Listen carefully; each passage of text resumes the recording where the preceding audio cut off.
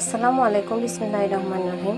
আজকে আপনাদের জন্য একটা ভিডিও নিয়ে আসছি। এটা আমার আম্মু নিজের হাতের পদ্ধতি বা টেকনিক। এটা হচ্ছে ছোটো বাচ্চা কালো হয়ে গেলে ওইটাকে ফর্সা করানোর একটা টেকনিক। এই যে আমাদের নবজাত শিশু বাচ্চা হয়, ওরা প্রথমে সুন্দর ফর্সা থাকে, এরপরে রঙটা কালো হয়ে যায়। আপনারা কিন্তু এই তেলটা ইউজ করলে একদম ফর্সা হয়ে যাবে। এটাতে আমি আপনাদেরকে গ্যারান্টি দিব। আমি অলরেডি প্রমাণ পাইছি এটাতে। এখন আজকে একটা বাচ্চার জন্য বানাচ্ছি। এটাতে কি করতে হবে, আপনারা সরিষার তেল প্রথমে একটু গরম করে এরপর রসুন থেতলে দিবেন 2টা বা 3টা রসুন থেতলে এগুলো এখানে লাল করে ফেলবো। আর একটু কাঁচা হলুদ আছে, ওগুলো বেটে রাখতে হবে। ওগুলো বেটে একটা বয়মে ঢুকিয়ে দিতে হবে। আমি আপনাদেরকে দেখাবো টেকনিকটা। এখন এখানে রসুনগুলো লাল হচ্ছে, বাদামি কালার হতে হবে। চুলার আঁচ মিডিয়াম সাইজের করে এই যে এভাবে নাড়তে হবে অনবরতে।